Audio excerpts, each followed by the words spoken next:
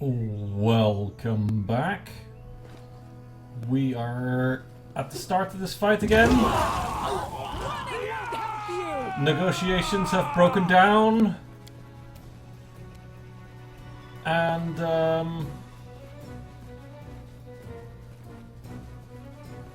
we are probably going to, let's see. Yeah, no, we're still going to actually rage, charge, kill. Like that's definitely still the best opener. Charge and Yuri in and go nuts. Now then. Lindsay, you are gonna go over there and initiate Inspire Courage.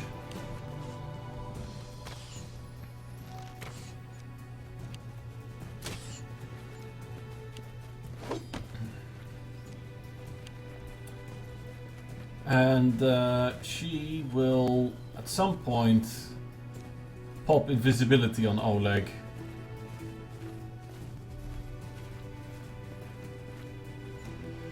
Right, Aaron.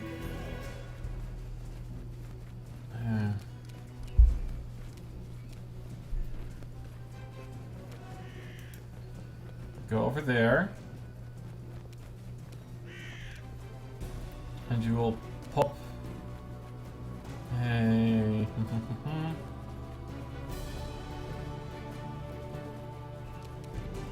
Let's see. Just pop a bless.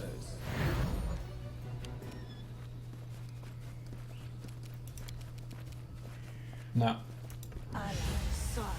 let's see how many we can drop with the hypnotism. Aye, Amiri, have at it, I'd say. Right, first 5-foot step to the side. Now you're wondering why 5-foot step to the side? Well, oh wow, that body was having trouble laying still. Okay.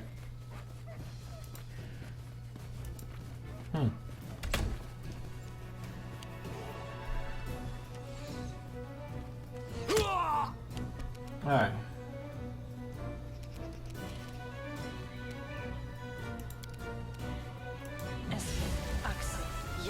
Lindsay, give him a heal. We're gonna keep that one. Keep him alive and up. Aaron, my lad. Can you charge? Charge this asshole. You missed. Aaron, don't miss! Oh, it's okay, we'll just...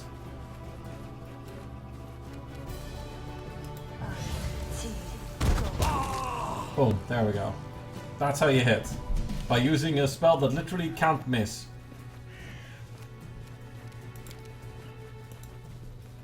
Boom! There we go. This is where I step in. Nice, Lindsay, nice!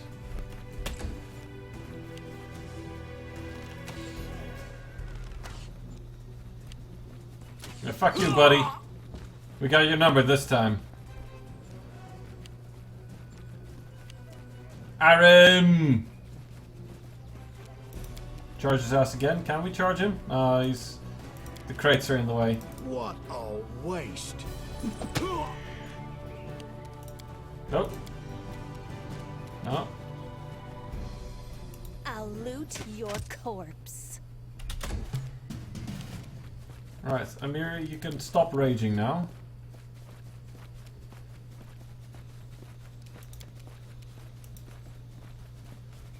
Charge him. Kill him. There we go. Oh yeah. Right. So, save scum the fuck out of that. Oh, hey, what's that? A magic cloak.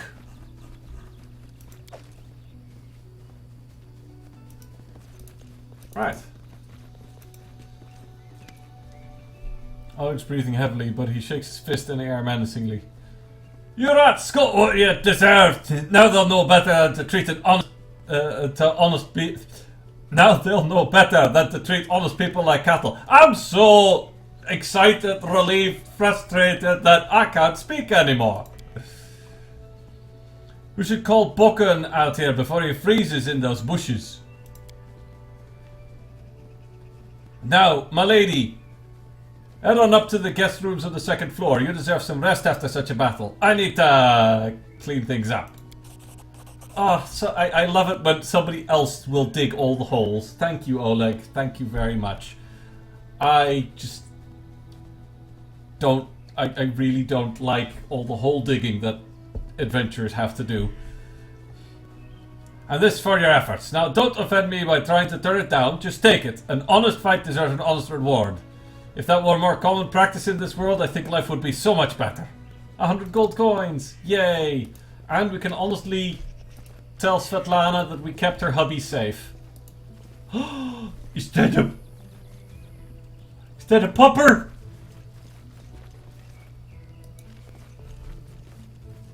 I want to pet the pupper! Pupper doesn't want to be pet. Oh, hey, well, we can actually go up here on the... Huh. Okay, okay, Pupper, we'll let you go. I'm sorry.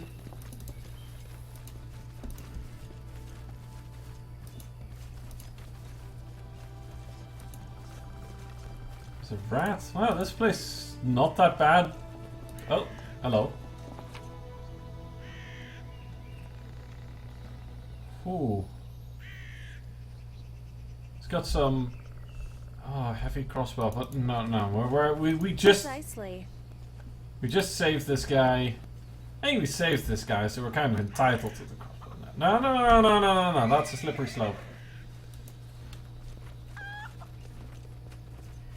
Chickens. And look, I gotta explore, right?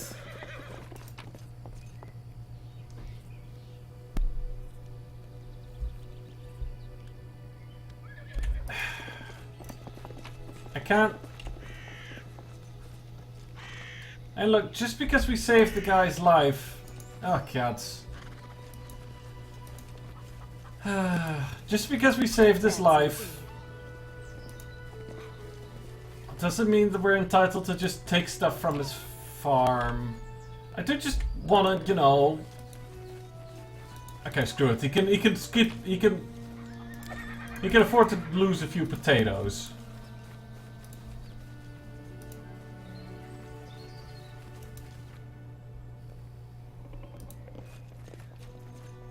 Hey, more potatoes. Other goods. I'm glad it's over, even if there was a fight. We'll talk tomorrow once I've finished working. Well. Hey.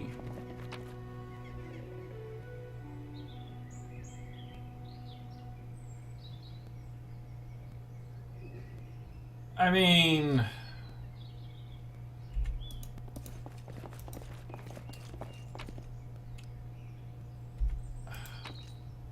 Why does he have so much stuff in this house that I want?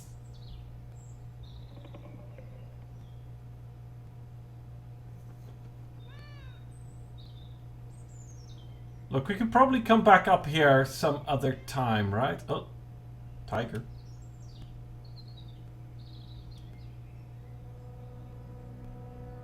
You shouldn't just, you know, leave a pet in a crate.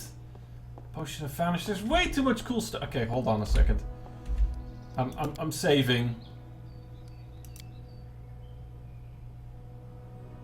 Okay. So...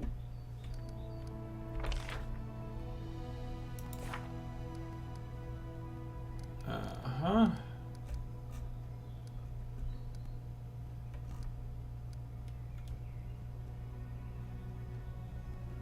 Okay. Right. So...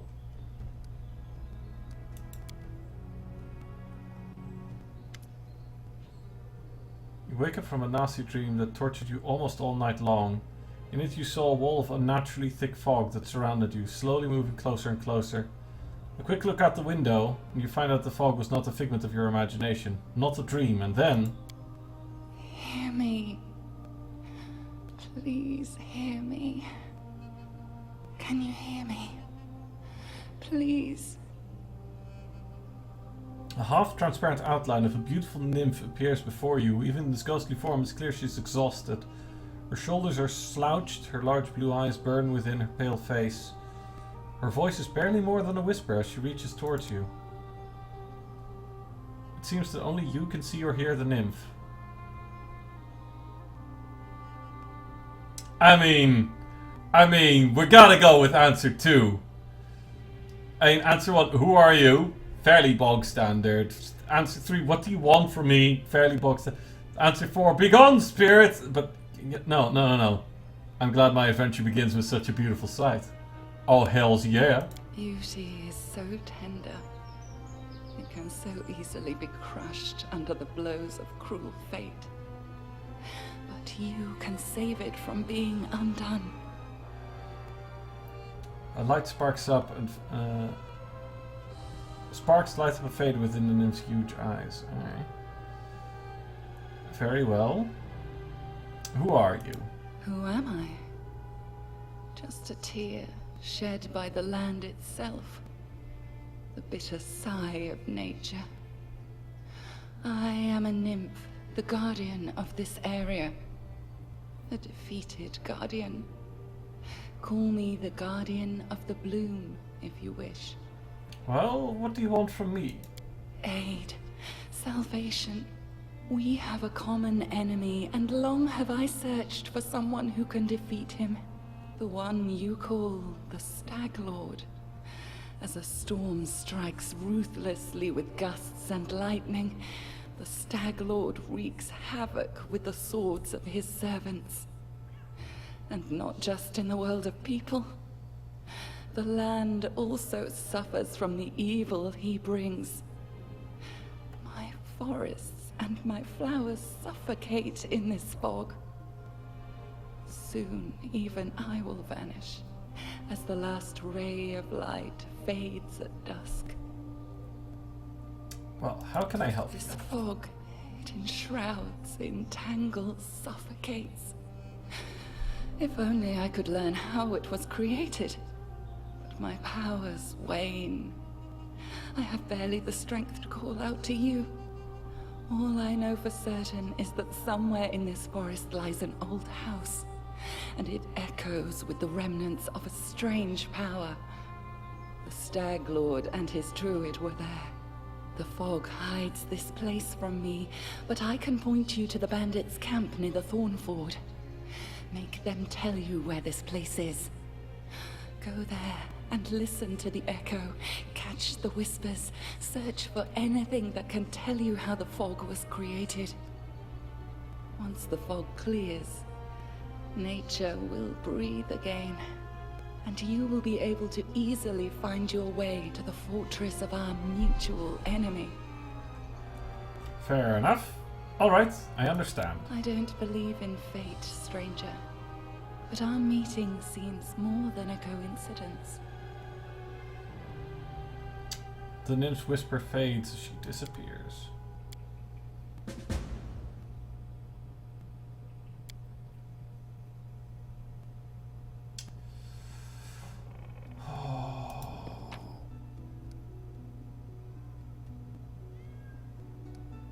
Alright, screw it.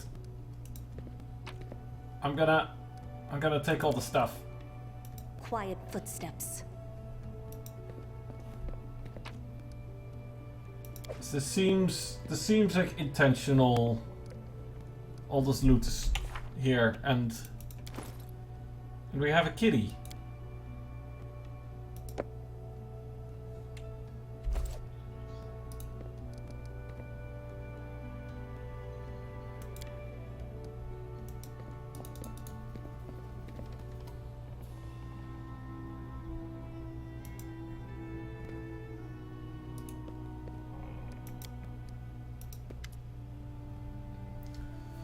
Halfling girl with tousled hair wearing dusty traveler's outfit sits chewing the tip of her quill. Just a moment, how should I put this? Oh, I know. She scribbles something quickly in a notebook scrawled with verse. Raise her eyes and gives you a bright smile. Oh, hi! Hi, Lindsay. Huh.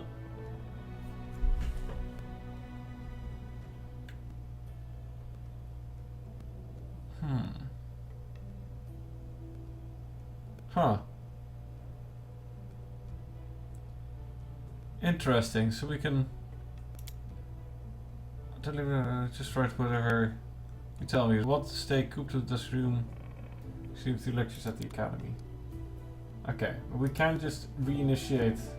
What? Who the heck are you? Also, Svetlana, can we? Yeah. Good day. I hope you're feeling alright after the battle. I can't thank you enough for what you've done. I definitely don't want to waste your time. But if you have a moment, I have a request.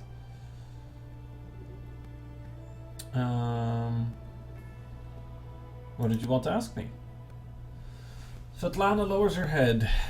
This is a personal request and maybe not important enough for your time. I'll completely understand if you say no, but the first time the Stag Lord's thugs came here demanding money, they also took my wedding ring. Just tore it off my hand. It's just a trinket really, but it means so much to me. I remember every moment of the day Oleg came to me, that ring in hand, to ask if I'd marry him. I was standing in a fancy dress on the stairs of my father's home, fearing that I'd misheard something, or that I'd say something stupid and everyone around would laugh. Svetlana interrupts herself, shaking her head gently. If you happen to find my ring among the bandits' possessions, please bring it back to me. It's easy to recognize. My name is engraved inside the band. She drops her eyes, lowering her voice. There's one more thing. Among the bandits there's a dark-haired woman who wields dual axes. She's not bad in a fight. In fact, she can be extremely dangerous and cruel. But please, I beg you, show her mercy if you have the chance.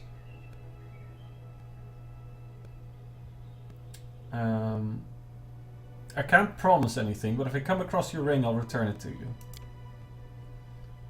I understand. I appreciate any effort you put into it. Can you tell me about the Stag Lord? He's not just some average bandit. If no one puts a stop to him, he'll turn the stolen lands into his personal kingdom, a kingdom of fear and oppression. It will be a kingdom of lawlessness. If one's dealt with it, your life will improve. Let's see. I like adventures, but definitely prefer the ones that involve stopping villains and helping people. Fear always follows power. It would be naive to think the Stag Lord is so much different from any other ruler. In life, you either inspire fear or cower from it. I prefer to be the one who's feared. And chaotic good. I like adventures. I can't thank you enough for the hope you've given me, but please be careful. The Stag Lord is extremely dangerous. Right. Who are you? Honorial Eight Eyes. The elf looks straight at you, through tangled hair falling over her face. Hey, you're an adventurer, right? Seeking your fortune in stolen lands? You aren't the only one of your kind here. Take my advice. Keep your eyes open and watch your back. Sometimes the ones who call themselves your friend are more dangerous than your enemies. Judging by the elf's voice, it's obvious that she started the day with a jug of wine. Aha. And, who are you? The elf grunts. Honorial Eight Eyes. Once upon a time, I was famous throughout Absalom. Honorial Eight Eyes of the Reckless Six. Well, glory passed quickly, a few miserable decades later, and no one recognizes you on the street anymore. What a shame. Huh. Yeah, I kind of want to know, why are you called Eight Eyes? Once long ago, I could spot an enemy and pin him to the wall before he could even think of attacking. Some said I had 8 eyes and looked all around at once, though it seems to have outlived my nickname. She stretches an arm forward, her palm trembles noticeably. I've been drinking so much lately, it's best I don't test my skills too often.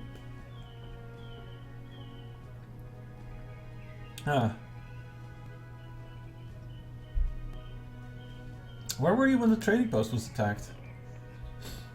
I was hunting. I got a little lost in the mist, which is the first time that's happened to me. I guess I should go easier on the drink. But I don't imagine I'd be scared of a good fight. If only I'd known I was missing all the action. But I see you've got everything under control. I mean, would you like to join me? No, I've got enough things to do already. You'd better manage on your own. So, a famous pathfinder here in the middle of nowhere. Why? You want to know how one could exchange the life of a pathfinder for this sorry drunken rat hole? A light in Noria's eyes goes out as if someone had blown out a candle. You lose all your friends because of one scumbag, and then you'll understand. I was the only one to return from the final campaign of the Reckless Six. And whatever is left of me can't be called a seeker anymore. She remains silent for a long time, as if wondering if she wishes to poke the old wound. Here's the story. Our leader, Vermel, was the best of us. Wise, brave, friends with everyone. One of those friends, a Divian Adrasant, sent him a disturbing letter. He'd stumbled upon mention of some ancient books in the art of necromancy. Secrets like those are best left hidden forever. Trust me, I've seen what that kind of magic can do. She bites her lip. To make a long story short, these volumes were supposedly hidden in the catacombs of the Gallowspire. We decided that the books should be retrieved and kept safe by the Society. We gathered in a tavern, discussed the expedition, and proceeded to Ustalav. Ooh, Ustalav, that's basically Galarian Transylvania, if I'm not mistaken. Yeah. Whispering Town. Yeah, Ustalav, that's basically its vampire, lich, werewolf territory. It was a normal mission, a quick and quiet recovery. Harold smiles bitterly, but everything turned out to be much more complicated. We barely made it through the Witchgate Forest. All those terrible living trees, undead druids and their arches of bone. It was a miracle we managed to make it out alive. We chose an Ren Church to stop at. It was marked on Vermel's map as safe enough a haven to hole up our wounds. I wish that had been true. Vermelt was the first to perish. He was attacked by one of the monsters hiding in the stables. It tossed him about like a feather and threw him down an ancient well. His shout echoed for a long time. I didn't hear the sound of him landing, and then... She pauses, turns away, hiding her eyes. Enough, I shouldn't have gotten into this. Who am I to stir up others' feelings with all my chatter? Better forget about it for now. Maybe I'll tell you more some other time, but not today.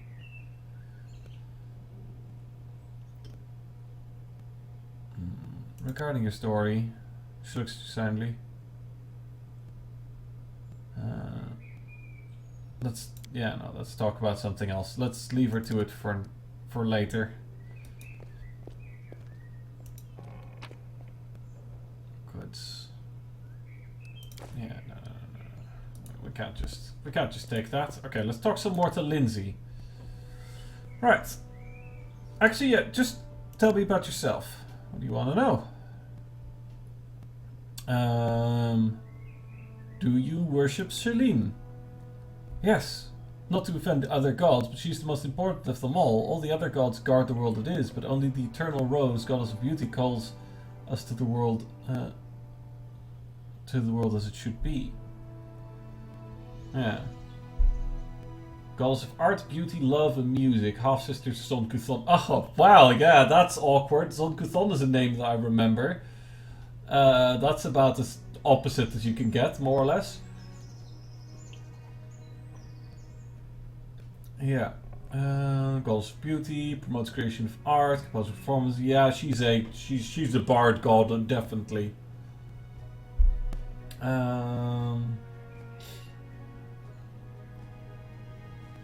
She's not the goddess of sexuality, lust, and fertility, and makes it very clear between love and sexuality. Though does not discourage erotic love.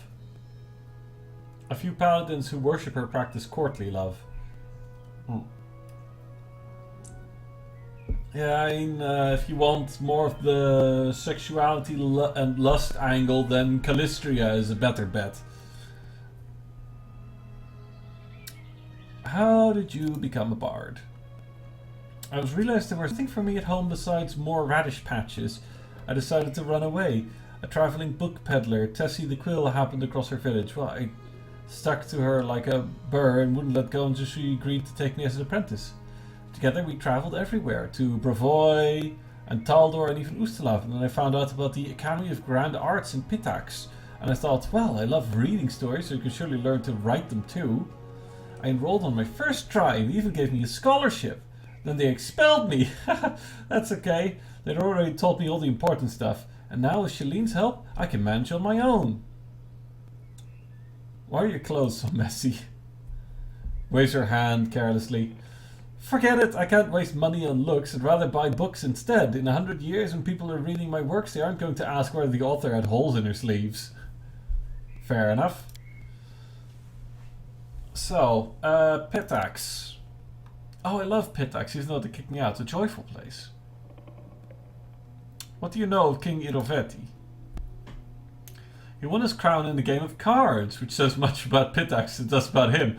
He's fiendishly clever. Some cheats I know told me that from the moment he appeared, he started pulling off such schemes, and the old city masters just scratched their heads. With him in charge, gold flooded into Pitax, and also he's incredibly, unimaginably, fantastically decadent and conceited. Getting drunk with whores at the pub? That's not Lord Irovetti style. Oh no, he aims higher, dressing up like a male Calistria with a golden codpiece and holding a 3-week orgy with dancing on the rooftops, parades, public executions, and a contest for the best ode to the great unrivaled king. That's more like it. He also likes singing, and he orders his guards to make citizens gather for his shows. May Shalene have mercy on his listeners. Whew! Spicy! You know, jokes aside, I asked her about the academy. I'm thankful to Irovetti for building it, but he has no taste at all, whatsoever. He likes his art loud, bright, grandiose, and most importantly, glorifying his royal highness. He kicked out the best charcoal artist because he didn't wish to spend money on grey scribbles. He sacked a master flute player from Changsha for playing too quietly. Instead ordered him to open a kettle drum class. He ordered the academy to expel me, and for what? An innocent limerick!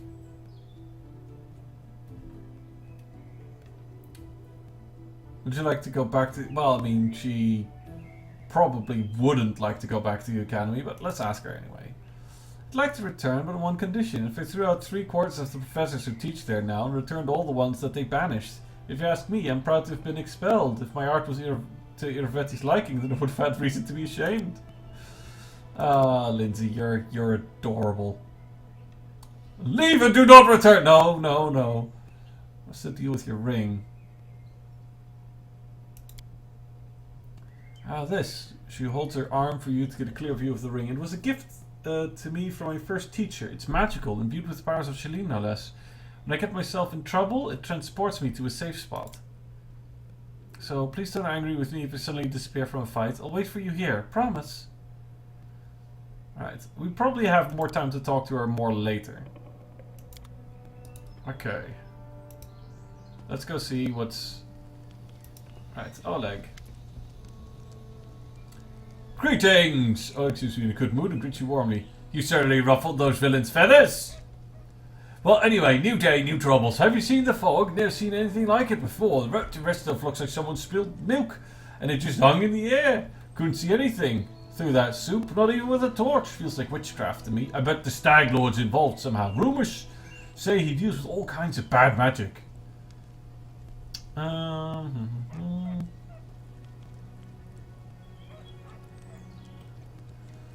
Let's see. Tell me about Stag Lord's gang and other bandits operating in the other area.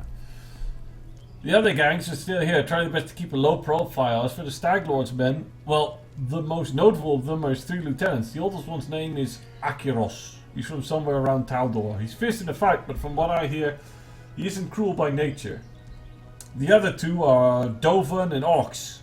They're usually seen together. Ox is a mountain of a man with the mind of a 5-year-old, albeit a mean and bloodthirsty one. He's quite a fan of torture and bloody executions. Dovan, though, that one's a snake in a man's body. I hope I never meet him in the flesh. The rumours about him are more than enough for me. I will speak another time. So, Bokken. Bokken frowns, ostensibly examines the nearest wall, hands in his sleeves without turning to you. The old man finally says in a dull voice, "You want some potions?" Can I help you in any way? Bokken glanced at you, suddenly interested. Well, since you're asking, there's a cave nearby. I used to pick berries in there, but the place has been overrun by spiders. The berries are red, look a lot like raspberries. Fangberries, I call them. I'd be real grateful if you gathered a basket of them and brought them back. Just be quick, if you do, they spoil quickly. The spiders in the cave are mean. Here, let me give you a chemical fire. I crafted it myself. Burn the spiders to a crisp, then we'll teach them for taking over my fangberry cave. Also need a bucket of moon radishes. They're rare and mysterious plants. I don't know where to find them, but I know that kobolds gather them and value them highly. Okay. Why do you need fangberries and radishes? You want to know, huh? Well, I'll gladly tell you after some brings them to me. Okay, I'll try to help. Just watch out, alright? Don't eat up someone's lunch. So, show me what you have. Hall. Well. Interesting. Potions of Cure, Potions of Inflict, Wand of Mage Armor, hello! Wand of Snowball. A Wand of Mage Armor. Huh. I kinda like that.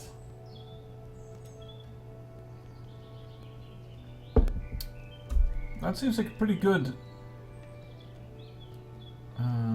Godly poisons.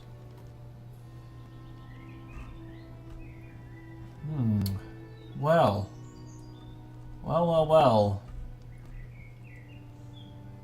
A Wand of Mage Armor.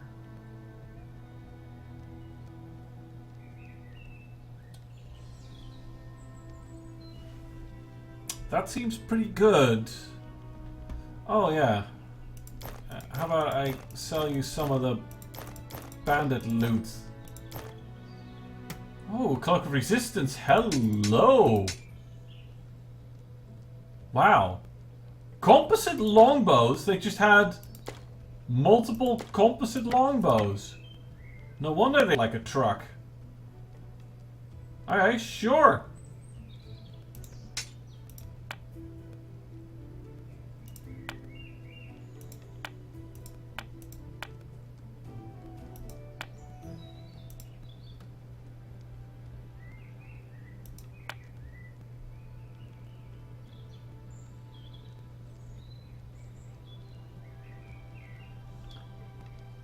Huh. Interesting. Oh, that gives us a fair bit of money. Yeah, I want a Wand of Mage Armor. A Wand of Mage Armor is good shit. Right. Also, Cloak of Resistance. Thank you. Explorer's Belt. Yes, please.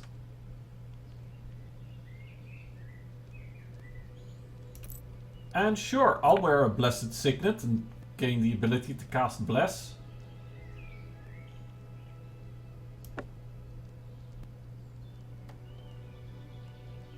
Scroll of Mage Armor. Screw it, I have a Wand of Mage Armor, bitches.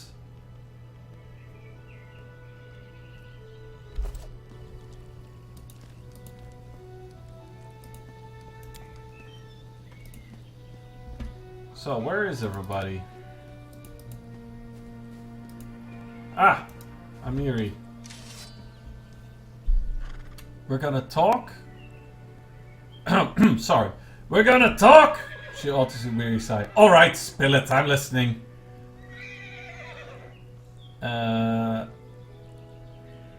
Let's see. Pack your things and leave. Right, so this appears to be kind of like our base of operations for now. Yeah. We're just talking, you don't like it? She shrugs several times, perhaps flexing her muscles, or maybe just filling the silence. Dunno, she admits at last.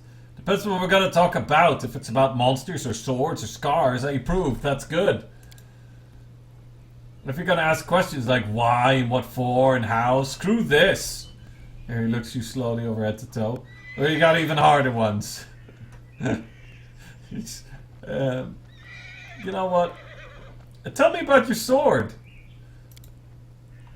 You bet it's not as simple, so check how big it is! She proudly raised the blade before, and you notice that even though Amir is extremely strong, she still has difficulty wielding such a large sword. This sword belonged to a real blast frost giant. I killed the beast and took this looker for myself. Fits me perfect, my damn trophy. Amir's eyes flash with menace as she's challenging some invisible enemy to try taking away her trophy. Okay. Thanks for talking to me. Alright, she just wants to kill things. Doggy! The way seems clear. It seems like bad weather to have your laundry out to dry. Careful now. So, now where's Arim? Arim! Alright. I'm just... At this point I am assuming that I'm allowed to loot all this. Quiet footsteps. Apparently Oleg just... Oh, there's Aaron. Apparently Oleg just is not paying attention to what's randomly in and about the various crates.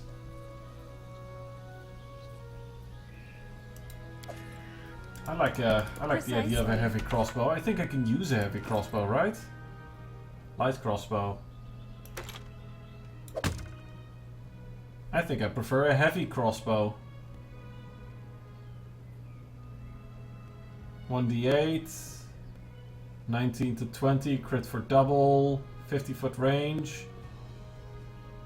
1d10, that's literally the same? Huh. Odd. I could have sworn that that wouldn't be the case. Oh, let's talk to Aram and then maybe save. Hey, what? It's you, Archonia. Did I startle you? I'm sorry. Oh no, that doesn't matter. I was just contemplating the futility of existence and the worthlessness of the universe. The ways of growth are so great. My humble mortal mind cannot fully grasp them, but I do what I can. God of the end times, stretches in cruel moonlit that looks down upon the boneyard and waits for the last living soul to die. When Ferocement judges the last soul, growths will descend to the boneyard and move onto the material plane to clean up and pack the dust away for another reality. No one really knows what growths is going to do once the last soul is judged, but it's generally accepted that it will not be pleasant. Okay. I'm not gonna go through all these conversations right now. I am, however, going to... Okay, look. Oleg. I can just sell him his own stuff back. I hear was being so careful about, you know, like, oh, maybe it's the thieviness stuff, but... Nope, apparently not.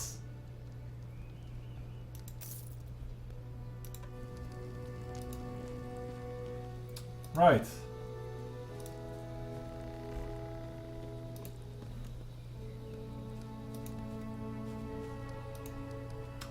Well, I think this is probably a good place to end episode 2. In the next episode, we're gonna go and explore other things, like the cave with the fangberries. I'll see. I've got no clue right now. I'm not playing this game like fully blind. I'm picking up some tips here and there, but mostly blind. So I got no clue what's gonna happen next. But I guess neither do you. So see you next time.